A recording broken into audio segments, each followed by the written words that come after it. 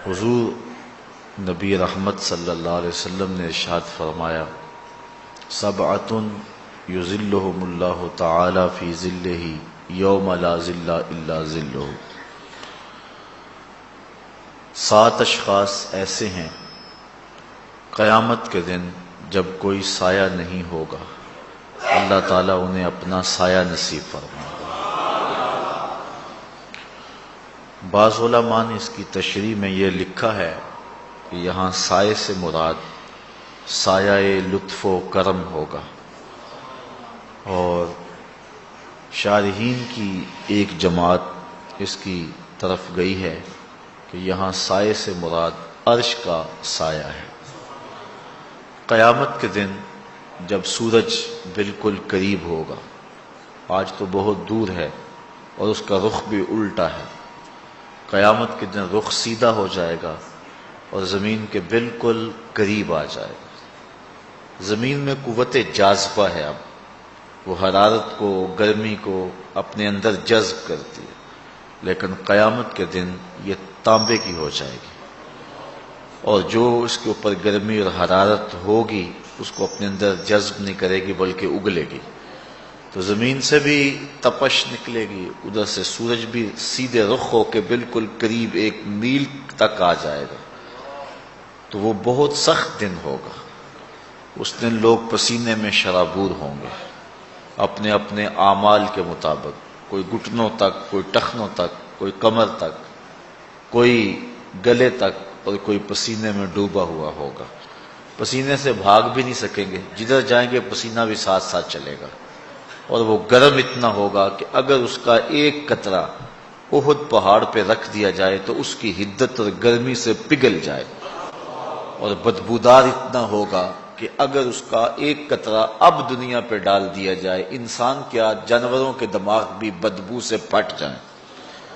اپنے اپنے اعمال بد کے مطابق لوگ اس پسینے میں شرابور ہوں گے، کوئی سایہ نہیں ہوگا، لیکن کچھ لوگوں کو اللہ تعالیٰ جل شانہ اپنے خاص کرم سے سائے میں رکھے گا، جو سایہ الہی میں ہوں گے، سایہ عرش میں ہوں گے، انہیں پسینہ بھی نہیں آئے گا اور انہیں گرمی بھی نہیں ستائے گی، کسی دکھ میں نہیں ہوں گے اس دن، جو اللہ کے عرش کے سائے تلے ہوں گے۔ وہ کون لوگ ہیں؟ حضور نے اس حدیث کے اندر، جو امام بخاری نے بھی، امام مسلم نے بھی، امام ابن ماجہ نے بھی اور دیگر ائمہ نے اپنی اپنی اسناد کے ساتھ اس کو روایت کیا ہے، 7 اشخاص کا حضور نے تذکرہ فرمایا کہ جب کوئی سایہ نہیں ہوگا، زمین تانبے کی ہوگی، سورج سیدھے رخ ہوگا اور قریب ہوگا، لوگ پسینے میں شرابور ہوں گے۔ یوم یفر المرء من اخیہ و امہ و ابیہ، اس دن باپ بیٹے سے اور بیٹا باپ سے بھاگے گا، بیوی شوہر سے اور شوہر بیوی سے بھاگے گی، اس دن ماں اپنے بیٹے کو چھوڑ کے بھاگے گی، بڑا سخت دن ہوگا۔ الاخلاء یومئذ بعضهم لبعض عدو الا المتقین، گہرے اور گوڑے دوست اس دن ایک دوسرے کے دشمن بن جائیں گے، بڑا سخت دن ہوگا، اللہ پورے قہر و جلال میں ہوگا۔ تو اس دن جب کہ ہر شخص تھر تھر کانپ رہا ہوگا، 7 اشخاص ایسے ہیں جنہیں اللہ اپنے عرش کا ٹھنڈا سایہ عطا فرمائے گا۔ وہ 7 اشخاص کون ہیں؟ پہلا شخص امام عادل، عادل حکمران، جو عدل و انصاف کے ساتھ امور سلطنت سر انجام دے۔ اسلام ہم سے عدل کا تقاضا کرتا ہے، اور اگر آپ اسلام کا کوئی دوسرا نام پوچھیں تو دوسرا نام نظام عدل ہوگا۔ اسلام عدل کی تلقین کرتا ہے اور عدل کا درس اور سبق دیتا ہے۔ آقا کریم علیہ السلام نے فرمایا کہ جب کوئی سایہ نہیں ہوگا تو امام عادل، عادل حکمران عرش الہی کے سائے تلے ہوگا۔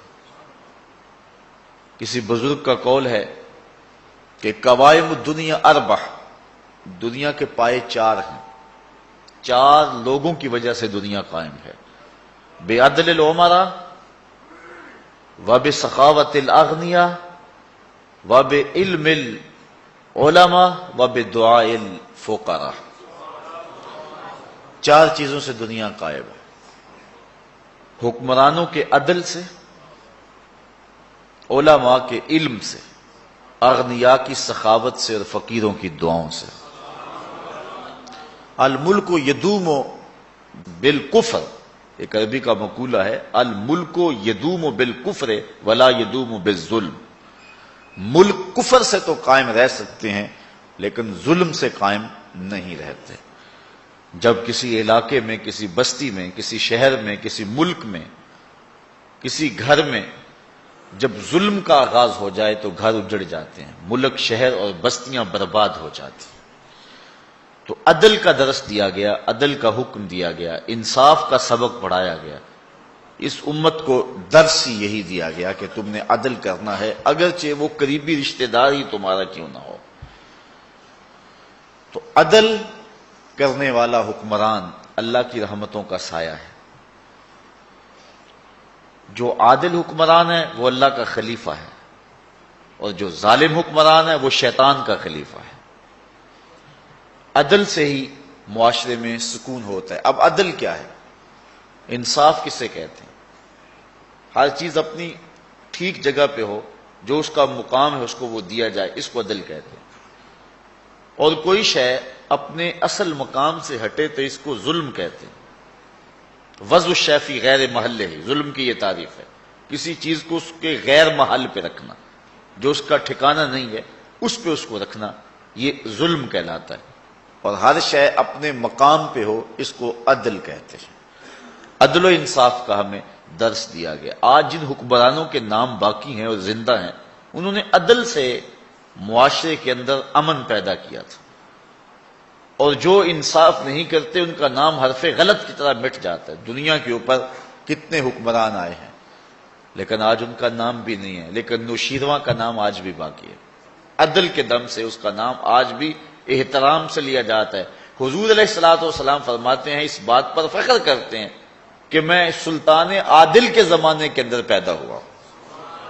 اللہ اکبر۔ تو عدل جو ہے، انصاف جو ہے، یہ اچھائی کا ایک بہت بڑا ذریعہ ہے، اور جو حکمران عدل کرے اس کا نام عزت سے باقی رہتا ہے۔ سلطان محمود غزنوی تو ایک عورت نے آ کر کے کہا کہ میری جوان بیٹی ہے اور میرا شوہر فوت ہو چکا ہے، آپ کا بھتیجا رات کو ہمارے گھر میں گھس آتا ہے اور میں سخت پریشان ہوں۔ سلطان نے اس کو کہا کہ اب جب دوبارہ آئے تو تم میرے پاس آ جانا، میں عدل و انصاف قائم کروں گا۔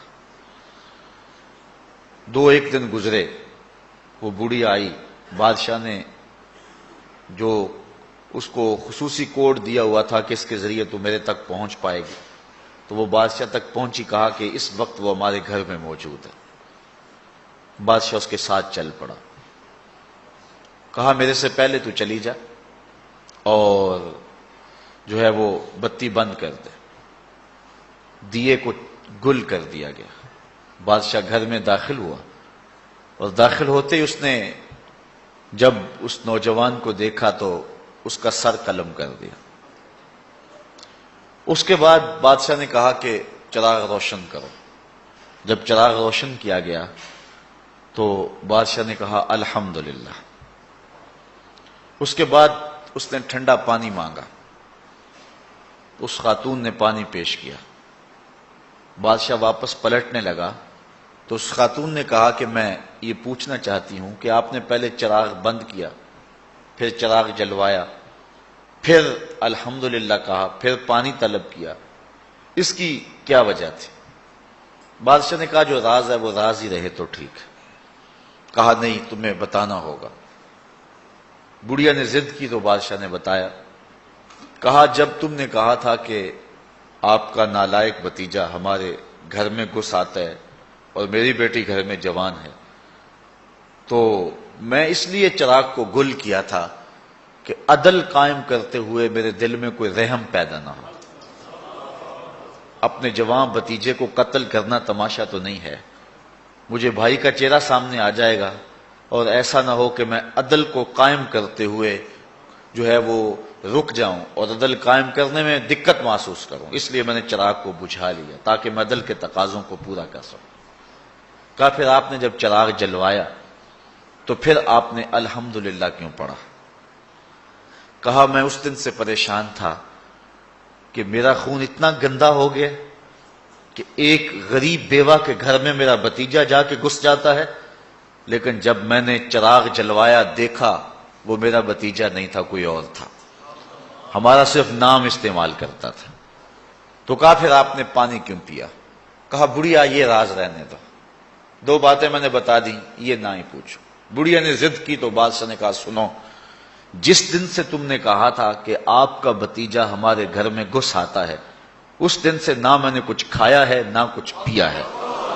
میں نے کہا تھا جب تک ظالم کو اس کے انجام تک نہیں پہنچا دیتا اتنی دیر تک کچھ کھاؤں گا اور کچھ پیوں گا بھی نہیں، تو اب میں نے ظالم کو انجام تک پہنچا دیا تو تیرے گھر میں 2 گھونٹ تو میرا حق بنتا تھا، اس لیے میں نے پانی پیا ہے۔ آج ان کا اگر نام باقی ہے، آج ان کے اگر تذکرے زندہ ہیں تو اس لیے کہ انہوں نے عدل و انصاف کے ضابطوں کو پورا کیا۔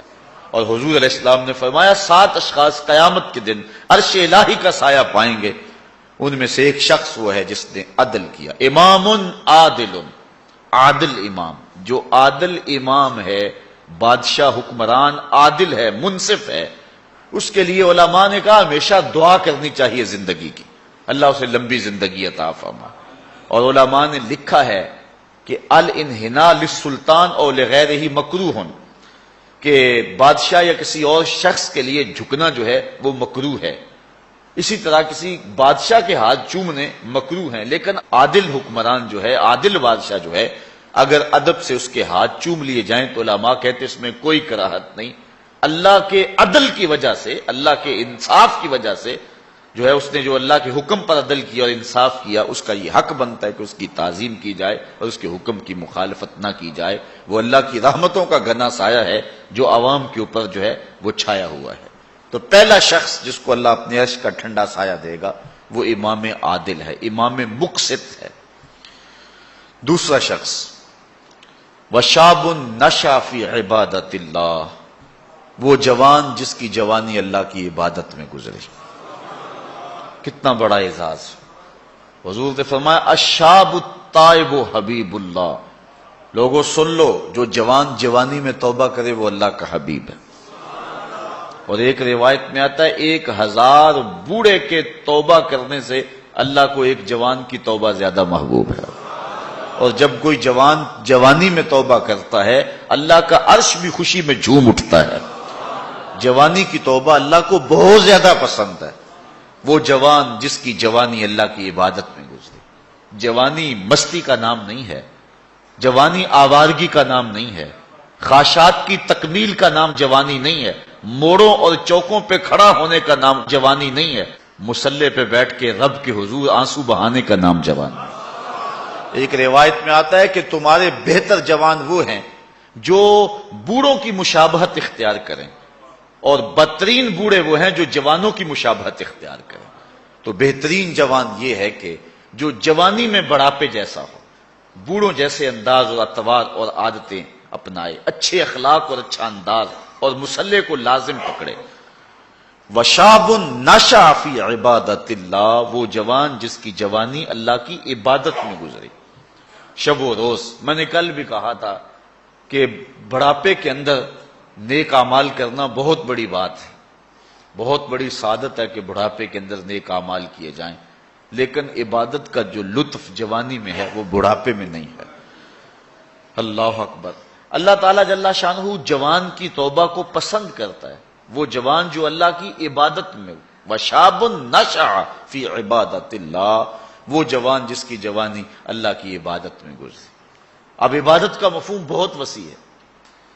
ویسے بہترین عبادت نماز ہے، بہترین عبادت الصلاۃ، نماز ہے، اور حضور نے اس کو اپنی آنکھوں کی ٹھنڈک قرار دیا۔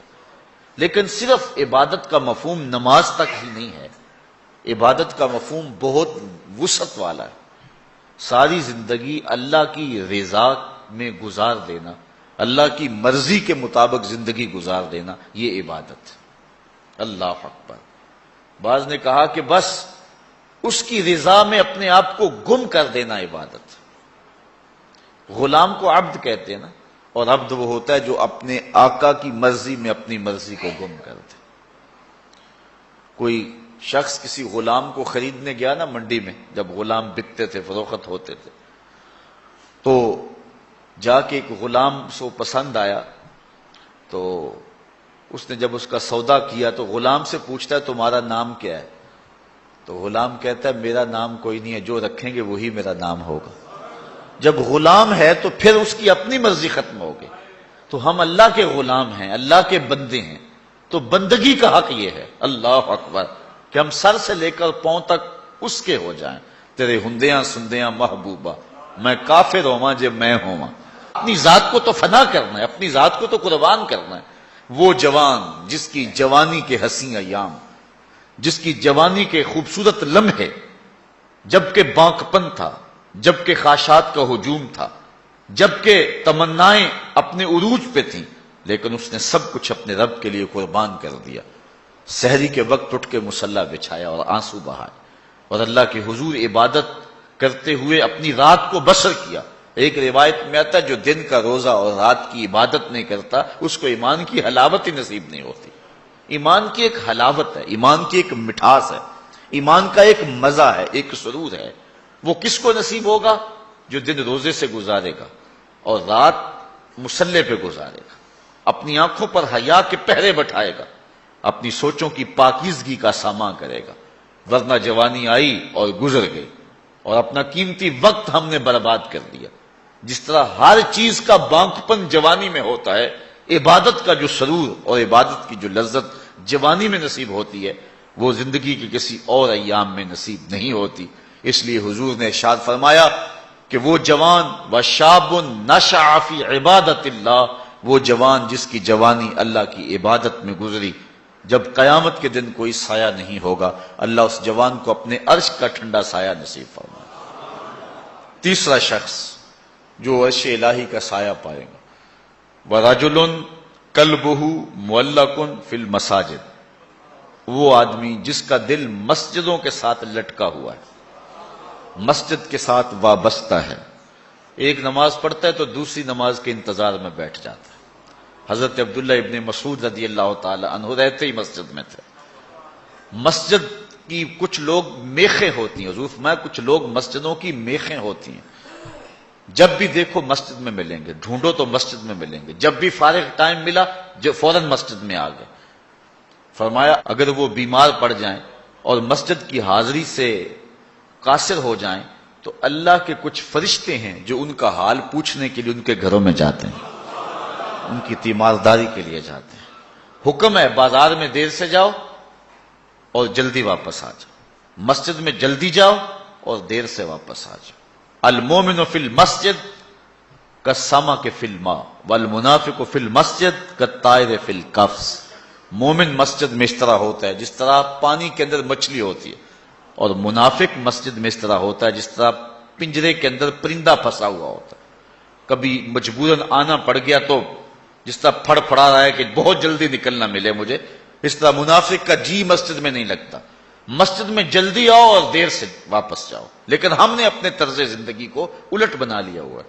بازار میں آدھے گھنٹے کے لیے جائیں تو 5 گھنٹے لگ جاتے ہیں، مسجد میں جاتے ہیں ہم صرف آخری وقت میں اور کوشش کرتے ہیں کہ سب سے پہلے واپس آ جائیں۔ مجھے ویسے بڑی حیرت ہوتی ہے جب نماز ختم ہو یا جمعۃ المبارک یا کوئی اور ایسا، تو جو دروازے کے اوپر رش ہوتا ہے ہر بندے کی کوشش ہوتی ہے کہ میں جلدی نکل جاؤں، حالانکہ جتنی دیر تک مسجد میں بیٹھیں گے، جتنی دیر تک مسجد میں رکیں گے، اتنی برکتیں اترتی رہیں گی۔ بہترین لمحے وہی ہیں جو اللہ کے گھر میں گزر گئے۔ خیر الاماکن، بہترین جگہیں اللہ کے گھر ہیں۔ مسجد کی آبادی اور مسجد کی ستھرائی اور صفائی اور مسجد کی تعمیر و تزئین کے لیے جو لوگ وابستہ ہوتے ہیں بہت بابرکت لوگ ہیں۔ حضور نے فرمایا من بنا للہ مسجدا بن اللہ لہ بیتا فی الجنہ، جس نے اللہ کی مسجد بنائی اللہ اس کے لیے جنت میں گھر بنا دیتا ہے۔ کتنی بڑی سعادت ہے اس شخص کے لیے جو اللہ کے گھر کو تعمیر کرتا ہے۔ لیکن صرف تعمیر ہی کافی نہیں، اس کی آبادی رنگ و روغن اور رنگوں کے مختلف انداز کے فانوسوں سے نہیں ہے، مسجد کی آبادی نمازیوں سے ہے۔ نمازی ہوں گے مسجد آباد ہوگی۔ مسجد تو بنا دی شب بھر میں ایمان کی حرارت والوں نے، من اپنا پرانا پاپی تھا برسوں میں نمازی بن نہ سکا۔ جو مسجدوں کو آباد رکھتے ہیں، جن کے دل مسجد کے ساتھ لگے رہتے ہیں۔ ایک بوڑھی خاتون تھی، وہ مسجد نبوی میں صفائی کیا کرتی تھی۔ یہ ہم نے بھی بچپن میں دیکھا ہے کہ بوڑھی عورتیں مسجدوں میں آ کے جھاڑو دیا کرتی تھیں۔ اب تو وہ تصور ہی ختم ہو گیا اور اب ہم یہ چیز نہیں دیکھتے ہیں۔ وہ ایک زمانہ تھا کہ سنِ کہولت کو پہنچی ہوئی عورتیں، ظاہر ان سے پردے کے حکام بھی ساقط ہو جاتے ہیں، تو ایسی عورتیں عموماً جب صبح مساجد سے بچے پڑھ کے چلے جاتے تھے تو وہ مسجدوں میں آتی تھی، اور ہم نے اپنی آنکھوں سے دیکھا ہے کہ وہ مسجدوں کی صفائی کیا کرتی تھی۔ نمازی بھی آتے تھے، وہ کوشش کرتے تھے، کچھ لوگ پہلے آ جاتے تھے کہ مسجد کی صفائی کریں، کچھ لوگ ویسے کوئی تنکا پڑا اس کو اٹھا کر کے کوئی نہ کوئی ذمہ داری لے لیتے تھے۔ یہ مسجدوں کے اندر جو اب خادم رکھے گئے ہیں، اس کو ہم جو تنخواہ دیتے ہیں وہ ہمارا حصہ تو پڑ گیا اس کے اندر، لیکن آج خود بھی اگر کبھی مسجد کی صفائی کا اہتمام کریں اور انتظام کریں تو یہ ایک ایسی چیز ہے جس سے دل ستھرے ہوتے ہیں۔ جو اللہ کے گھر کو صاف کرتا ہے، اللہ اس کے دل کو صاف کر دیتا ہے۔ تو وہ بوڑھی خاتون تھی، مسجد نبوی میں آتی تھی اور مسجد نبوی کی صفائی کرتی تھی۔ ایک دن حضور نے فرمایا کتنے دن ہو گئے ہیں میں اس بوڑھی خاتون کو دیکھ نہیں رہا۔ صحابہ نے عرض کی حضور وہ تو فوت ہو گئی ہے۔ تو فرمایا کہ تم نے مجھے بتایا نہیں؟ عرض کی حضور آپ مصروف ہیں کار نبوت میں، ہم نے سوچا کہ ایک عام سی خاتون ہے، ہم نے اس کا جنازہ پڑھا اور اس کی تدفین کر دی اور آپ کو نہیں بتایا۔ حضور فرمایا تم نے اس کو عام سمجھا ہے جو اللہ کے گھر کی صفائی کیا کرتی تھی؟ فرمایا مجھے بتاؤ اس کی قبر کہاں ہے؟ صحابہ کو حضور نے ساتھ لیا اور اس کی قبر پر پہنچے اور وہاں جا کے حضور نے دعا مانگی۔ جو اللہ کے گھر کو صاف کرتی ہے اور اللہ کے گھر کی صفائی کرتی ہے، حضور علیہ السلام فرمایا وہ عام نہیں ہے، وہ سعادت مند خاتون ہے جس کو یہ سعادت نصیب ہوئی، یہ دولت نصیب ہوئی کہ اللہ کے گھر کو صاف کرتی ہے۔ تو فرمایا وَرَجُلٌ قَلْبُهُ مُعَلَّقٌ فِي الْمَسَاجِدِ، وہ آدمی جس کا دل مسجدوں میں لٹکا ہوا رہتا ہے، ایک نماز کے بعد دوسری نماز کا انتظار کرتے ہیں۔ ایک روایت میں نے کہیں پڑھا ہے کہ جب کوئی بندہ ایک نماز کے بعد دوسری نماز کا انتظار کرتا ہے اور مسجد میں بیٹھا رہتا ہے، اللہ فرشتوں کو کہتا ہے دیکھو میرا بندہ نماز پڑھ لیا پھر بھی نہیں جا رہا، دوسری نماز کے انتظار میں ہے، تم گواہ ہو جاؤ میں نے اپنے بندے کی مغفرت فرما دی۔ وَرَجُلٌ قَلْبُهُ مُعَلَّقٌ فِي الْمَسَاجِدِ، وہ آدمی جس کا دل مسجدوں کے ساتھ لٹکا ہوا ہے، مسجد کے ساتھ وابستہ ہوا ہے۔ چوتھا شخص وَرَجُلَانِ تَحَابَّا فِي اللَّهِ اجْتَمَعَا عَلَيْهِ وَتَفَرَّقَا إِلَيْهِ، دو آدمی جنہوں نے اللہ کی رضا کے لیے آپس میں پیار ڈالا، ان کی محبت کا ذریعہ اللہ کی رضا تھی، جب وہ ملے تو اسی لیے ملے اور جب جدا ہوئے تو اسی لیے جدا ہوئے، ان کی محبت اللہ کی رضا کے لیے تھی۔ فرمایا قیامت کے دن جب کوئی سایہ نہیں ہوگا ان دونوں کو اللہ اپنے عرش کا ٹھنڈا سایہ عطا کر۔ ایک بندہ اپنے ایک دوست کو ملنے جا رہا تھا، دینی دوست، محبت پیار کا رشتہ اللہ اور اس کے رسول کی رضا کے لیے۔ حدیث میں آتا ہے کہ راستے میں بصورت انسان ایک فرشتہ اس کو ملا اور اسے پوچھتا ہے کہ کدھر جا رہے ہو؟ وہ کہتا ہے کہ میں فلاں بستی میں اپنے ایک دوست کو ملنے جا رہا ہوں۔ تو فرشتہ پوچھتا ہے تجھے اس سے کوئی حاجت ہے، کوئی کام ہے؟ وہ کہتا مجھے کوئی کام نہیں۔ کہا کوئی احسان ہے جس کے بدلے میں جا رہے ہو؟ کہا کوئی احسان نہیں۔ کہا کوئی رشتہ داری ہے تیری اس کے ساتھ؟ اس نے کہا کوئی رشتہ داری نہیں۔ تو فرشتے نے بصورت انسان جو آیا ہوا تھا، حدیث میں آتا ہے، وہ پوچھتا ہے کہ پھر کس لیے جا رہے ہو؟ کہا بس اللہ کے لیے جا رہا ہوں۔ تو فرشتے نے کہا کہ میں تیرے رب کا فرستادہ ہوں، مجھے رب نے بھیجا ہے، تو اللہ کی رضا کے لیے جا رہا ہے اس شخص کو ملنے کے لیے اور کوئی مقصد نہیں ہے، تو اللہ تعالیٰ نے تجھے بھی بخشا اور اسے بھی بخشا۔ جو اللہ کی رضا کے لیے کسی شخص سے دوستی رکھتا ہے، پیار کے اور بھی بہت سارے ذرائع، رشتہ داری سے صلہ رحمی، دودھ کا رشتہ، خون کا رشتہ، کاروباری روابط، سیاسی روابط، غرض کے رشتے، بہت کچھ ہے، لیکن جب کسی سے ملاقات ہو، جب کسی سے تعلق قائم ہو تو وہ اللہ کے لیے۔ الحب للہ والبغض للہ، میرے پیار کا سبب بھی اللہ اور میرے کسی سے دشمنی کا سبب بھی اللہ۔ جب اللہ کی رضا کے لیے دو شخص آپس میں پیار کرتے ہیں تو حضور علیہ السلام فرماتے ہیں وہ اتنے خوش نصیب لوگ ہیں کہ قیامت کے دن جب سورج 1.25 میل پہ ہوگا اور کوئی جو ہے وہ سایہ نہیں ہوگا، فرمایا حضور نے کہ اللہ ان کو اپنے عرش کا ٹھنڈا سایہ عطا فرمائے۔ اتنی بڑی سعادت ان کو نصیب ہوگی جن کی رضا کا معیار اور جن کی جو ہے وہ محبت اللہ اور اس کے رسول کے لیے ہے۔ اور معیار ان کا یہی ہے، الحب للہ والبغض للہ۔ پانچواں شخص جس کے بارے میں حضور نے فرمایا کہ وہ جنت کا سایہ پائے گا، وَرَجُلٌ دَعَتْهُ امْرَةٌ ذَاتُ مَنْصِبٍ وَجَمَالٍ فَقَالَ إِنِّي أَخَافُ اللَّهَ، ایک روایت میں ذات و حسب و جمال فقال انی اخاف اللہ، وہ شخص جس کو کسی عورت نے دعوت گناہ دی اور وہ عورت ذات و منصب و جمال، منصب اور جمال کی مالکہ تھی، صاحب حسب و نسب بھی تھی اور خوبصورت بھی تھی۔ اس نے عورت نے مرد کو لبھایا اور اپنے جال میں پھانسنا چاہا۔ اب جب قدموں میں حسن خود بچھ رہا ہو پھر اپنے جذبات پہ قابو کون رکھے؟ لیکن اس جوان نے، اس شخص نے اس کی اس بات کے جواب میں کہا انی اخاف اللہ، تیری بات تو مان لیتا لیکن کیا کروں، رب سے ڈر لگتا ہے، اللہ کا خوف مجھے آتا ہے۔ حضور فرمایا وہ شخص جس نے یہ کہہ کے قدموں میں بچھتے ہوئے حسن کی اس پیشکش کو مسترد کر دیا، کل قیامت کے دن جب کوئی سایہ نہیں ہوگا اللہ اسے اپنے عرش کا ٹھنڈا سایہ عطا فرمائے۔ جس طرح ایمان کی ایک حلاوت ہے، اعمال کی بھی ایک حلاوت ہے، ایک مزہ، ایک مٹھاس ہے، لطف ہے۔ نیکی کی ایک حلاوت ہے، ایک سرور ہے نیکی کا جو ایک مومن پاتا ہے۔ نماز کا اپنا مزہ ہے، روزے کا اپنا سرور ہے، حج کا اپنا ایک مزہ ہے، زکوٰۃ دینے کا اپنا مزہ ہے، ظاہر دو تو لطف اپنا ہے، مخفی دو تو اس کا مزہ اپنا ہے۔ اسی طرح باقی اعمال صالحہ کا پھر مختلف مواقع پر ان اعمال کی ایک حلاوت ہے، ایک مٹھاس ہے۔ گھر میں نماز پڑھو تو اس کی مٹھاس اپنی ہے، مسجد میں پڑھو تو اس کا سرور اپنا ہے، جامع مسجد میں پڑھو تو اس کا لطف اپنا ہے، اور اگر سین حرم میں نماز پڑھنے کا موقع مل جائے تو اس کا مزہ اپنا ہے، اور گنبد خضرا کی قربت میں نماز پڑھنے کا مزہ مل جائے، ریاض الجنہ میں لمحے مل جائیں تو اس کا لطف اپنا ہے۔ اس طرح روزے کا اپنا مزہ ہے، روزہ رکھنے کا لطف اپنا ہے، روزہ کھولنے کا مزہ اپنا ہے۔ بچوں میں بیٹھ کے کھولو روزہ تو اس کا بھی ایک اپنا سرور ہے، مسجد میں بیٹھ کے دوستوں میں بیٹھ کے روزہ کھولو تو اس کا مزہ اپنا ہے، کسی اللہ والے کی صحبت اور اس کے قدموں میں بیٹھ کے روزہ کھولیں اور اس کا مزہ اپنا ہے، اور اگر روزہ کھولنے کے لیے مسجد نبوی کا صحن مل جائے تو اس کا سرور پھر اپنا ہے، اس کا مزہ پھر اپنا ہے۔ ہر عمل کا ایک لطف ہے، ہر عمل کی ایک حلاوت ہے، اور وہ حلاوت بندہ اتنی دیر تک اس سے متمتع نہیں ہو سکتا، اس سے فائدہ نہیں حاصل کر سکتا، اور وہ ایمان کی حلاوت اور لذت پا نہیں سکتا جب تک اس کی نظر پاک نہیں ہوتی۔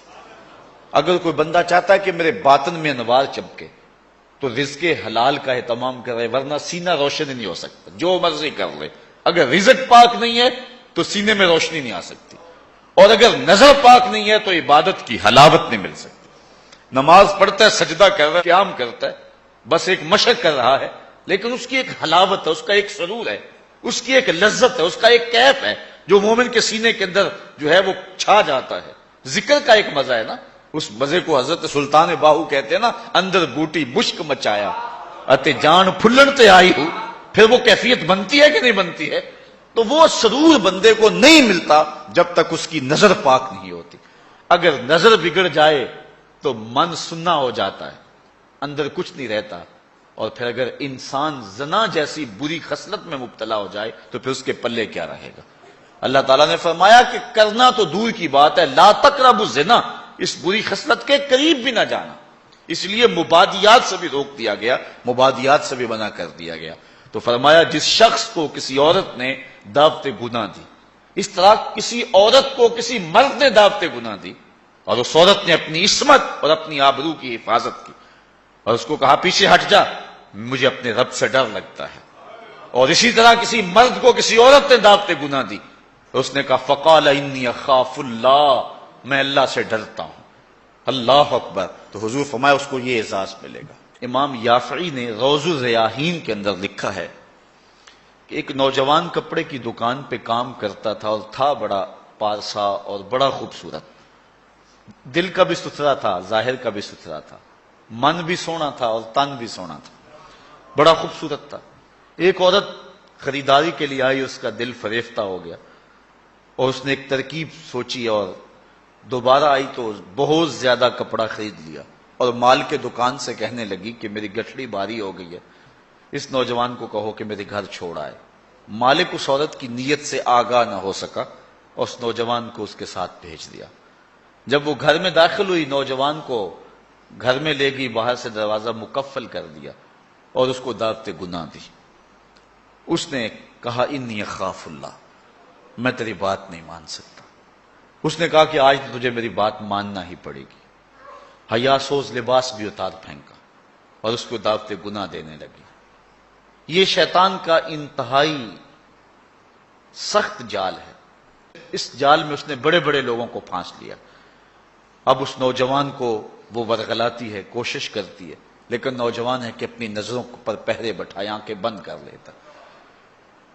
اس نے بڑے ہیلے کیے، بڑے جتن کیے، لیکن وہ نوجوان صرف سونا ہی نہیں تھا، اللہ کا ولی بھی تھا۔ اس نے بہت جال پھینکے، لیکن نور کو رسیوں میں جکڑا نہیں جا سکتا۔ خیر، وہ نوجوان کے دل میں بات آئی کہ شیطان کا یہ جال انتہائی خطرناک جال ہے، ابھی تک تو بچتا آ رہا ہوں، ہو سکتا ہوں کہ ابھی اس کے جال میں پھنس جاؤں۔ اس نے کہا کہ مجھے باتھ روم میں جانے دو، پھر میں آ کے تمہیں بتاتا ہوں۔ وہ اندر چلا گیا، پاخانہ کیا، اپنے ہاتھوں پہ کر کے پورے بدن پہ مل لیا، اور اسی حالت میں جب باہر آیا تو بدن سے بدبو اٹھ رہی تھی۔ عورت کا سارا نشہ اتر گیا۔ دروازہ کھول دیا اس نے، کہا چلا جا، تو کوئی دیوانہ اور مجنون شخص ہے۔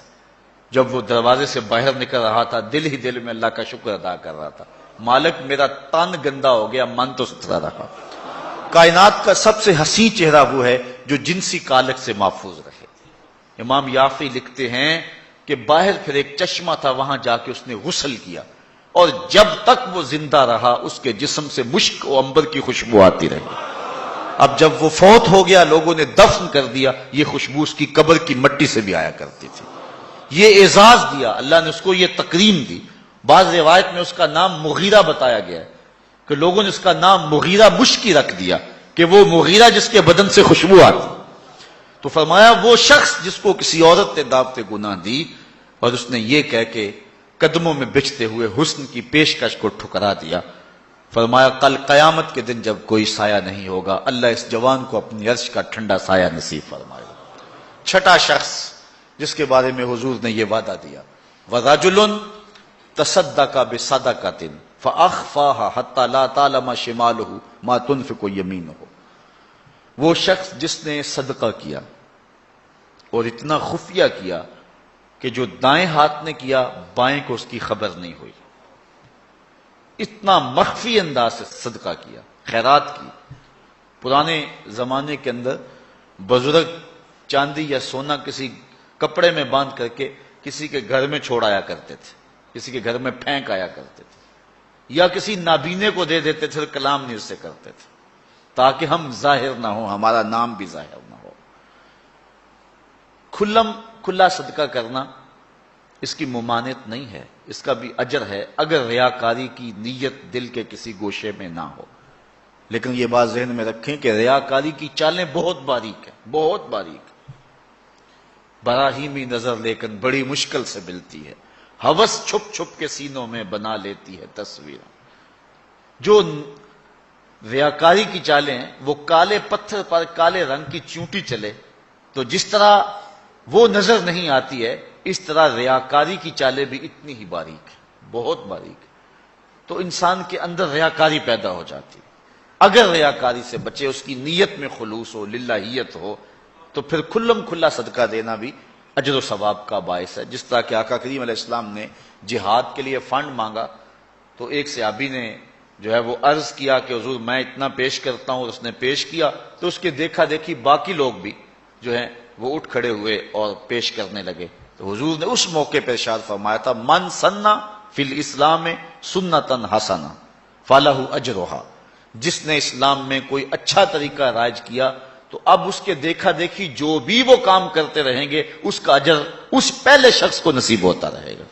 اگر نیت یہ ہے کہ میرے دیکھا دیکھی لوگ کریں گے تو پھر جو ہے وہ یہ خلوص والی نیت ہے، اس میں کھلا کرنے میں کوئی قباحت نہیں ہے۔ میں کہتا ہوں کہ دو طرح کے لوگ ہوتے ہیں یہ فنڈز چندہ وغیرہ جو طلب کیا جاتا ہے۔ ایک ہے کوئی شخص کسی کو ذاتی طور پہ دے، تو وہاں مخفی دینا بہتر ہے. کسی شخص کی ذاتی آپ مدد کرنی ہے تو وہاں یہ ہے کہ جو دائیں نے خرچ کیا بائیں کو اس کی خبر نہ ہونے پائے، کیونکہ اس سے کسی شخص کی عزت نفس مجروح ہونے کا اندیشہ ہے. لیکن جو اجتماعی مسائل ہیں جس میں کسی کی عزت نفس مجروح ہونے کا اندیشہ نہیں ہے، تو وہاں آپ کھلم کھلا اس نیت سے کریں کہ باقیوں کو بھی ترغیب ہو جائے، تو اس میں کوئی قباحت نہیں ہے. مثال کے طور پہ مسجد کے لیے فنڈ طلب کیا جا رہا ہے، کسی دارالعلوم کے لیے طلب کیا جا رہا ہے. آج کل یہ زلزلہ اور سیلاب زدگان کے لیے فنڈ طلب کیے جا رہے ہیں، تو اس میں اگر آپ کھلم کھلا دیں تاکہ باقیوں کو بھی ترغیب ہو، یا آپ 10 آدمیوں کو بتائیں یار میں نے اتنا کیا آپ بھی کریں لہذا ہم یہ کام کر لیں، تو اس میں قباحت نہیں ہے نیت کے اخلاص کے ساتھ. نیت بگڑ گئی وہ تو مخفی بھی کیا وہ بھی خراب. تو بات یہ ہے کہ صدقہ ظاہر کیا جائے یا صدقہ مخفی کیا جائے دونوں بابرکت ہیں، لیکن ان میں افضل یہ ہے کہ انسان مخفی کرے. اور حضور فرماتے ہیں وَرَجُلٌ تَصَدَّقَ بِصَدَقَةٍ فَأَخْفَاهَا، کہ وہ شخص جس نے صدقہ کیا اور صدقہ اتنا مخفی کیا حتی لا تعلم شمالہ ما تنفق یمینہ، جو دائیں نے کیا بائیں کو اس کا پتہ نہ چلا، دائیں ہاتھ کے صدقے کا بائیں ہاتھ کو پتہ نہ چلا، اس کو خبر نہ ہوئی. کتنا بڑا اعزاز حضور نے اس شخص کے لیے مقرر فرمایا کہ کل قیامت کے دن جب کوئی سایہ نہیں ہوگا اس صدقہ کرنے والے کو اللہ عرش کا ٹھنڈا سایہ دے گا. اللہ کی راہ میں خیرات کرتے رہنا چاہیے، اور صدقہ دینے سے مال گھٹتا نہیں ہے، مال بڑھتا ہے. میں اس کی ایک مثال دیا کرتا ہوں کہ پرانے زمانے کے اندر کنویں ہوتے تھے، اب تو ٹیوب ویل آ گئے، ہینڈ پمپ آ گئے اور بہت کچھ آ گیا زمین سے پانی نکلوانے کے لیے، لیکن اس وقت کنویں میں ڈول ڈال کر کے جو ہے وہ پانی نکالا کرتے تھے. جب جدید آلات آ گئے تو کنویں کی ضرورت ختم ہو گئی اور لوگوں نے یہاں سے پانی لینا شروع کر دیا، چونکہ وہاں پانی حاصل کرنے کے لیے دقت زیادہ برداشت کرنا پڑتی ہے. اب وہ کنویں کہیں کہیں آپ کو مل جائیں گے، مختلف دیہاتوں میں بستیوں میں آپ جائیں تو پرانے کنویں جو ہے وہ کہیں کہیں موجود ہیں، لیکن ان میں جھانک کر کے دیکھیں کہ ان کا پانی بہت نیچے چلا گیا اور بہت کم پڑ گیا ہوا ہے. ان کنووں کو کسی نے بند نہیں کیا، لیکن اب پانی کہاں غائب ہو گیا؟ اصل بات یہ ہے کہ جب کنویں اپنا فیض باہر دیتے تھے اللہ نیچے سے پانی بھی انہیں دیتا تھا. جب ان کنووں نے پانی دینا چھوڑ دیا نیچے سے جو سوتے پھوٹتے تھے وہ بھی خشک ہو گئے. جو راہ خدا میں خرچ کرتا رہتا ہے اللہ اس کو عطا فرماتا رہتا ہے. شیطان کہتا ہے کہ خرچ کرو گے تو کم ہو جائے گا، لیکن رب کہتا ہے خرچ کرو گے میں وعدہ دیتا ہوں کہ بڑھ جائے گا. اب اللہ پر اگر کسی شخص کا پختہ یقین ہے، پختہ یقین، تو پھر جو ہے وہ اس کو خرچ کرتے ہوئے یہ احساس کبھی نہیں ہوگا کہ اس سے میرا مال کم ہو رہا ہے، صدقے سے میرا مال کم ہو رہا ہے. ایسا ہو نہیں سکتا اگر پختہ یقین ہے. حضرت رابعہ بصریہ سلام اللہ علیہا بہت سخیہ تھیں، اور آپ کے ڈیرے پہ خانقاہ پہ لوگوں کا آنا جانا رہتا تھا، ان کو کھانا بھی کھلاتے تھے. اور درویشوں فقیروں کا مزاج ہی ہے کہ لوگ آئیں اور کھاتے جائیں. بابا بلے شاہ فرماتے ہیں ایٹو کھڑک کے دکڑ وجے تتا ہوئے چلہ، آن فقیر کھا کھا جاون راضی ہوئے بلہ. حضرت غوث اعظم سیدنا شیخ عبد القادر جیلانی علیہ الرحمہ فرماتے ہیں آدھی فقیری جو ہے وہ خدمت خلق ہے، بھوکوں کو کھانا کھلانا اور ننگوں کو لباس پہنانا. آدھا فقر یہ ہے، آدھی فقیری یہ ہے. کسی نے کسی درویش سے پوچھا کہ فقیری کیا ہے؟ کہا فقیری خدمت خلق کا نام ہے، یہ گدڑی اور دلک کا نام نہیں ہے، یہ فقیری خدمت خلق کا نام ہے. تو حضرت رابعہ بصری کہ ہاں مہمانوں کا آنا جانا رہتا تھا. ایک دن خادمہ نے بتایا کہ 5-6 مہمان آ گئے اور صرف دسترخوان پر ایک ہی روٹی ہے، گھر کے اندر باورچی خانے میں صرف ایک ہی روٹی ہے. کہا جاؤ اس کو بھی اللہ کی راہ میں خیرات کر دو. اب عقل تو یہی کہتی ہے ایک روٹی ہے کچھ اور کہیں سے مہیا کی جائے اور مہمان نوازی کی جائے، لیکن یہاں اذعان دیکھیے، یقین دیکھیے. حضرت رابعہ بصریہ نے کہا کہ اس کو خیرات کر دو. خادمہ نے خیرات کر دیا، مہمان بیٹھے ہوئے ہیں، کوئی اور شے ہے نہیں. دروازے پر دستک ہوئی، پوچھا من علی الباب، دروازے پر کون؟ کہا فلاں کا فرستادہ غلام، میرے آقا نے آپ کے لیے بھیجا اور یہ کھانا دیا ہے. خادمہ نے کھانا وصول کیا. حضرت رابعہ کو کہا یہ کسی نے کھانا بھیجا. آپ نے کپڑا اٹھایا، گنا تو 5 روٹیاں تھیں. کہا یہ کھانا ہمارا نہیں، اس کے آقا نے کسی اور گھر بھیجا ہوگا، غلطی سے ہمارے گھر یہ آ گئے. کھانا واپس کر دیا. تھوڑے لمحے گزرے تھے، پھر دروازے پہ دستک ہوئی، کہا من دق الباب، دروازہ کس نے کھٹکھٹایا؟ کہا فلاں آقا کا بھیجا ہوا غلام ہوں، میرے آقا نے آپ کے لیے کھانا بھیجا۔ خادمہ نے وصول کیا، حضرت رابعہ کے سامنے رکھا، کپڑا اٹھایا، گنا تو 7 روٹیاں۔ کہا اس کے آقا نے کسی اور گھر بھیجا ہوگا، یہ بھی غلطی سے ہمارے گھر آ گیا۔ کھانا واپس کر دیا، پھر دروازے پہ دستک ہوئی، پوچھا من علی الباب، دروازے پر کون؟ کہا فلاں آقا کا بھیجا ہوا غلام ہوں، میرے آقا نے آپ کے لیے کھانا بھیجا ہے، اور کہا حضرت رابعہ کو دے کے ہی آنا۔ خادمہ نے وصول کیا، حضرت رابعہ کپڑا اٹھایا، گنا تو 10 روٹیاں تھیں۔ کہا ہاں یہ کھانا ہمارا ہے۔ کہا پہلے 2 بھی تو کہتے تھے آپ کا ہے، آپ نے انکار کر دیا۔ کہا میرے رب کا وعدہ ہے جو 1 دے میں 10 دیتا ہوں۔ پہلے 5 تھی، پھر 7 تھی، میں نے کہا مالک 10 پوری کرے گا تو تیری بندی وصول کرے گا۔ آپ کا اکاؤنٹنٹ آپ کو بتائے گا کہ اتنے پیسے اتنوں سے خرچ کر دیں گے تو اتنے کم ہو جائیں گے، کیلکولیٹر سے حساب کریں، وہ کہے گا اتنے تو اتنے کم ہو جائیں گے۔ شیطان کہتا ہے تمہارا رزق کم ہو جائے گا، لیکن تمہارا رب تمہیں بخشش، مغفرت اور رزق کی فراخی کا وعدہ دیتا ہے۔ وہ کہتا ہے تمہیں 1 دانہ زمین کے اندر بوتے ہو تو پھر دیکھو کتنی بالیاں نکلتی ہیں، بویا 1 نکلے 700۔ کہا جو رب 1 کو 700 بنا دیتا ہے تمہارے دیے کو کئی گنا نہیں بنا سکتا، اس لیے اس کی راہ میں خیرات کرو، پھر دیکھنا تمہارا مال کیسے بڑھتا چلا جاتا۔ اللہ اکبر۔ تو کہا وہ شخص جس نے صدقہ دیا اور اتنا مخفی دیا کہ جو دائیں نے خرچ کیا بائیں کو اس کی خبر نہ ہو۔ اور 7واں شخص، خوش نصیب شخص، اللہ ہمارے اندر یہ سارے وصف پیدا کر دے۔ اللہ اکبر۔ ایک شخص نے اپنی بیوی کو طلاق دے دی، یہ دیکھیے یقین علماء کا، ہمارے بزرگوں کا، اپنی بیوی کو طلاق دے دی، اور طلاق کن لفظوں سے دی کہ اگر میں جنتی نہیں ہوں تو تجھے طلاق ہے، اگر میں جنتی نہیں ہوں تو تجھے طلاق ہے۔ تو اب علماء سے پوچھا کہ طلاق ہوئی ہے یا نہیں ہوئی؟ علماء کہنے لگے ہم نہیں بتا سکتے، چونکہ طلاق کو معلق کیا گیا، تو اب ہمیں تو نہیں پتا کہ تو جنتی ہے یا نہیں ہے، اب ہم اس کے بارے میں کوئی رائے نہیں دے سکتے۔ قاضی ابو یوسف علیہ رحمہ، امام اعظم امام ابو حنیفہ کے شاگرد، ان کے پاس مسئلہ گیا۔ آپ نے شخص کو بلایا، کہا کبھی ایسا ہوا ہے کہ کسی عورت نے تجھے دعوت گناہ دی ہو اور تو نے کہا ہو میں اللہ سے ڈرتا ہوں؟ اس نے کہا ہاں 1 مرتبہ زندگی نہیں ہوا۔ کہا تیری بیوی کو پھر کوئی طلاق نہیں، اس لیے کہ حضور نے فرمایا ہے کہ وہ شخص جس کو کسی عورت نے دعوت گناہ دی اور اس نے کہا میں اللہ سے ڈرتا ہوں، فرمایا کل قیامت کے دن جب کوئی سایہ نہیں ہوگا یہ بندہ عرش کا سایہ پائے گا۔ تو کہا پھر پکی بات ہے کہ تو جنتی ہے، تو جہنم میں جا ہی نہیں سکتا، چونکہ یہ رسول اللہ کا وعدہ ہے۔ اللہ اکبر۔ تو اتنا یقین تھا ان باتوں پہ ہمارے بزرگوں کو، اس لیے کہا یہ حضور کی حدیث ہے، اگر یہ بات ہے تو کوئی طلاق نہیں ہوئی۔ قاضی ابو یوسف نے فتویٰ دیا۔ تو یہ دعا کریں کہ اللہ تعالیٰ یہ 7 اشخاص کے جو اوصاف ہیں جن کے بارے میں وعدہ جنت ہے، اللہ تعالیٰ ہم سب کو نصیب فرمائے، نظر کی حفاظت کی توفیق دے، خیالوں کو پاکیزگی دے دے۔ میں ایک شخص کو جانتا ہوں جس کو دعوت گناہ دی گئی، لیکن اس نے اپنی آبرو کی حفاظت کی، رات کو سویا تو حضرت میاں میر علیہ رحمہ خواب میں ملے۔ اللہ اکبر۔ اور آپ نے فرمایا تجھے مبارک ہو، تو نے سنت یوسفی ادا کی ہے۔ کیسا حسن تھا، کیسا جمال تھا جناب یوسف کا۔ لیکن آپ دیکھیے قرآن پڑھیے، سورہ یوسف اٹھائی، ایسے تو مرتبے نہیں ملے ہیں، کیسے کمال ہیں ان لوگوں کے، اپنی آرزوؤں پر کیسے پہرے بٹھائے ہیں، اور کس طرح اپنی خواہشات کے آگے بند باندھے ان لوگوں نے۔ جب 7 دروازے مکفل کر دیے اور حضرت یوسف علیہ السلام کو زلیخا کہتی ہے تلک، اب تو آ جاؤ نا، اب تو کوئی نہیں دیکھ رہا، اور موٹا کپڑا ڈال دیا اس بت کے اوپر جو وہاں اس نے اپنے کمرے میں رکھا ہوا تھا۔ حضرت یوسف علیہ السلام بولے کالا معاذ اللہ، تو موٹا کپڑا ڈال کے اپنے خدا سے چھپ گئی ہے، میرا خدا تو 7ویں کوٹڑی میں بھی دیکھ رہا ہے۔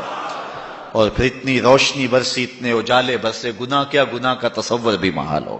تو 7واں شخص جس کے بارے میں حضور نے فرمایا وَرَجُلٌ ذَكَرَ اللَّهَ خَالِيًا فَفَاضَتْ عَيْنَاهُ، وہ شخص جس نے تنہائی میں اللہ کا ذکر کیا، کوئی دیکھنے والا نہیں تھا، ریا کا شائبہ بھی نہیں تھا، تنہا بیٹھا ہوا تھا، سحری کا وقت تھا، مصلی بچھا ہوا تھا، اور وہ اللہ کا ذکر کرنے لگا۔ پھر ذکر کا سرور من میں اترنے لگا، پھر کیا ہوا، فَفَاضَتْ عَيْنَاهُ، خوف خدا کی وجہ سے اس کی آنکھ میں آنسو آ گئے۔ اللہ کی یاد میں، اللہ کے ذکر میں رونے لگا۔ حضور فرمایا کل قیامت کے دن جب کوئی سایہ نہیں ہوگا، اس ذاکر کو اللہ اپنے عرش کا ٹھنڈا سایہ نصیب فرمائے۔ اٹھتے بیٹھتے چلتے پھرتے تنہائی میں، خلوت میں، جلوت میں اللہ کے ذکر سے اپنا تعلق جوڑیے۔ اللہ کا ذکر دلوں کے لیے جلا کا باعث ہے۔ لِكُلِّ شَيْءٍ سِقَالَةٌ وَسِقَالَةُ الْقُلُوبِ ذِكْرُ اللَّهِ۔ حضور فرمایا ہر شے کا زنگ دور کرنے کے لیے کچھ نہ کچھ بنایا گیا ہے، دلوں کا زنگ اللہ کی یاد سے دور ہوتا ہے۔ ذکر جلی بھی اور ذکر خفی بھی، زبان سے کرو یا دل سے کرو۔ میرے حضور قبلہ عالم فرماتے ہیں اٹھ دی بیندی ٹر دی پھر دی، ستے آتے جاگ دی، نام جھپ دی رو تے کھپ دی، ویخ سر اس راگ دی، نام جپیاں قرب ملدا، نام دی کر پوری سانب، شیشے وچ کستوری جے کر پھر ضرورت کاگ دی۔ یہ ذکر ایسا ہے جس سے من کے گن دور ہوتے ہیں۔ اور میں نے کسی روایت میں پڑھا ہے کسی بزرگ کا قول کہ جب کوئی بندہ ایک مرتبہ زبان سے اللہ کہتا ہے، اللہ اس کی طرف نظر رحمت سے دیکھتا ہے، اور جب اللہ کسی بندے کی طرف نظر رحمت سے دیکھ لے اس کے 70 گنا جل کے راکھ ہو جاتے ہیں، اور جس کو اللہ نظر رحمت سے دیکھتا ہے پھر اس کو عذاب نہیں دے گا۔ اللہ اکبر۔ حضرت شیخ شبلی رحمت اللہ تعالی علیہ معارف اس میں ذات بیان کر رہے تھے، اللہ کے نام کی برکت ہے، اس کا نام جپنے کا فائدہ ہے۔ تو بو علی سینا جو بہت بڑا فلسفی گزرا ہے، وہ بھی مجلس میں بیٹھا ہوا تھا۔ وہ زمانہ تھا کہ اہل اللہ کی مجالس کے اندر بڑے لوگ آتے تھے۔ آج تو دور ختم ہو گیا نا، آج تو زمانہ لٹ گیا، مادیت چھا گئی۔ یہ غنیمت ہے کہ آپ اتنے لوگ یہاں اکٹھے ہو جاتے ہیں، یہ اللہ کا خاص کرم ہے، ورنہ مسجدوں میں آج لوگ نہیں آ رہے۔ اقبال کہتا ہے واعظ قوم کی وہ پختہ خیالی نہ رہی، برق طبی نہ رہی، شعلہ مکالی نہ رہی، رہ گئی رسم آزاں روح بلالی نہ رہی، فلسفہ رہ گیا تلقین غزالی نہ رہی، مسجدیں مرثیہ خواہ ہیں کہ نمازی نہ رہے، یعنی صاحب اوصاف اجازی نہ رہے۔ آج جو حالات ہیں آپ سب کے سامنے ہیں، ان حالات میں بھی قوم توبہ کی طرف نہیں آ رہی۔ تو وہ ایک زمانہ تھا، وہ ایک دور تھا۔ ان حالات کے اندر حضرت شیخ شبلی کی مجلس کے اندر بڑے بڑے نامور دانشور اہل علم آتے تھے۔ تو ابو علی سینا بھی بیٹھا تھا، آپ اللہ کے نام کی برکات بیان کر رہے تھے۔ جب کوئی لفظ کوئی بندہ اللہ اللہ پکارتا ہے، اس کے من کے روگ ختم ہوتے ہیں، اندر نور اترتا ہے اور دل صاف ہوتا ہے۔ تو ابو علی سینا اٹھ کے کھڑا ہو گیا، کہنے لگا اللہ کی ذات تو مؤثر ہے لیکن نام میں کیا رکھا ہے؟ ذات تو اس کی مؤثر ہے لیکن نام لینے سے کیا ہوگا؟ آگ نفس الامر میں جل رہی ہو، آپ ہاتھ ڈالیں تو ہاتھ جل جائے گا، لیکن آگ آگ کہیں گے تو ہونٹ تو نہیں جلیں گے۔ برف آپ جو ہے وہ اس کو ہاتھ لگائیں گے تو ہاتھ ٹھنڈا ہوگا، لیکن اگر زبان سے 100 مرتبہ بھی برف برف کہتے رہیں یا کاغذ کے اوپر لفظ برف لکھ دیں تو نہ کاغذ گیلا ہوگا نہ ٹھنڈا ہوگا۔ اس نے کہا ذات تو مؤثر ہے، نام میں کیا رکھا ہے؟ ہمارے فلسفی ہر چیز کی 4 شکلیں مانتے، کہتے ایک ہی مؤثر ہے باقی 3 مؤثر نہیں ہے، ایک ہی حقیقی ہے باقی اعتباری ہیں۔ تو یہ بات جو ہے وہ شیخ شبلی کو ابو علی سینا نے کہی کہ ذات تو مؤثر ہے مانتا ہوں لیکن نام میں کیا رکھا ہے؟ حضرت شیخ شبلی نے دلائل دیے لیکن ابو علی سینا آگے سے بحث کرتا رہا۔ شیخ شبلی سمجھ گئے کہ یہ ماننے کو نہیں ہے، آپ نے بحث کو چھوڑا، اللہ والے لمبی بات سے نہیں کرتے، بات میں سادہ و آزادہ، معانی میں دقیق۔ اقبال نے کہا کہ سیدھی سیدھی بات کرتے ہیں، اور کرتے ہیں منہ سے نکلتی ہے از دل خیزت بس دل ریزت، دل سے نکلتی ہے دل میں جا کے گرتی۔ بزرگوں کا طریقہ سادہ سادہ ہوتا ہے، بہت لمبی گفتگو نہیں ہے، بس سیدھی سیدھی بات۔ تو جب بحث کا سلسلہ شروع ہونے لگا تو شیخ رک گئے اور پھر کہا ابو علی سینا میں تیرے سے کیا بحث کروں، تو گدھا ہے۔ اتنے لوگ اور اتنا بڑا فلسفی اور بڑے مجمع میں کہا تو گدھا ہے، رنگ سرخ ہو گیا غصے سے۔ حضرت مجھے گدھا کہا آپ نے؟ شیخ مسکرانے لگے، کہا دیکھا نا گدھے کے نام میں کتنا اثر ہے کہ تیرا رنگ بدل گیا۔ کہا جب گدھے کے نام سے تیرے چہرے کا رنگ بدل جاتا ہے تو اللہ کے نام سے دل کا رنگ نہیں بدل سکتا؟ تو کہنے لگا حضرت میں مان گیا، میں تسلیم کر لیا۔ تو کہا وَرَجُلٌ ذَكَرَ اللَّهُ خَالِيًا، جس نے تنہائی میں بیٹھ کے اللہ کا نام لیا، اللہ کا ذکر کیا، پھر اس کے اثر اندر اترے، اندر بوٹی مشک مچایا اتے جاں پھلاں تے آئی، پھر کیفیت بدل گئی اندر کی۔ تو حضور نے ارشاد فرمایا کہ کل قیامت کے دن جب کوئی سایہ نہیں ہوگا اللہ کے ذاکر کو جو تنہائی میں بیٹھ کے اللہ کا ذکر کرتا ہے. تنہائی کی بات اس لیے کی کہ یہاں ریاکاری کا شائبہ نہیں ہے، محض اللہ کے لیے، کسی کے دکھلانے کے لیے نہیں ہے. مسجد نبوی میں ایک بندہ بیٹھ کے گردن جھکا کے ذکر کر رہا تھا. حضرت عمر نے جا کے پیچھے سے گردن پکڑ لی. یا صاحب العنق ماذا تصنع، اے گردن والے کیا کر رہا ہے، ہمیں دکھا رہا ہے. تو ریاکاری اللہ کو پسند نہیں ہے. تو اگر تنہائی میں بیٹھ کے کسی نے اللہ کا ذکر کیا اور ذکر کرتے کرتے اس کی آنکھیں آنسوؤں کا خراج دینے لگے اور اللہ کی یاد میں رونے لگا بندہ، تو حضور فرمایا اتنا بڑا اعزاز اس کے لیے ہے قیامت کے دن جب گرمی برس رہی ہوگی اور سورج بالکل قریب اور سیدھے رخ پہ ہوگا، زمین تانبے کی ہوگی، لوگ پسینے میں شرابور ہوں گے، اللہ اس شخص کو جو یاد الہی میں رویا تھا اپنی عرش کا ٹھنڈا سایہ اس کے اوپر تان دے گا، اس کو برکت نصیب فرمائے گا. تو یہ 7 خوش نصیب ایسے لوگ ہیں کہ جن کو اللہ اپنی خاص کرم نوازیوں کا نور نصیب فرمائے گا. اللہ تعالیٰ کی بارگاہ میں پھر دعا ہے، اللہ تعالیٰ جل شانہ ہمیں یہ سعادتیں ہمارے اندر اتار دے اور ہم اس سے ڈرنے والے بھی ہوں، ذکر کرنے والے بھی ہوں، نظر خیال پہ پہرا بٹھانے والے بھی ہوں. اللہ کسی موقع پہ ہمیں منصب نصیب کر دے تو عدل کرنے والے بھی ہوں. اللہ تعالیٰ ہمیں ایک دوسرے سے محبت کرنے کی توفیق دے صرف اپنی رضا کے لیے. میں آپ سے پیار کروں تو اللہ کے لیے، کوئی غرض نہ ہو. آپ مجھ سے پیار کریں تو محض اللہ کے لیے، اللہ اس کے رسول کے لیے. الحب للہ والبغض للہ، یہی ہمارا جو ہے وہ سبب ہو ایک دوسرے کے ساتھ پیار کا. ہزاروں قومیں وجود میں آئیں دہر میں خشک و تر کے رشتے سے، ہم نے بنیاد دوستی رکھی یاد خیر البشر کے رشتے سے. محمد کی وساطت سے محبت تیری میری ہے، محمد کی وساطت سے محبت تیری میری ہے، محبت اصل ہے ان کی نہ تیری ہے نہ میری ہے. الحب للہ والبغض للہ. اور اللہ تعالیٰ ہر وہ سعادت، جوانوں جوانی بڑی تیزی کے ساتھ بیت رہی ہے، یہ لمحے دوبارہ نہیں آئیں گے. اور جو سن کہولت میں پہنچ گئے ہیں، بڑھاپے میں قدم رکھ چکے ہیں، انہیں یہ کہتا ہوں کہ جوان تو بڑھاپے کے انتظار میں ہیں، بوڑھو اب تم کس انتظار میں.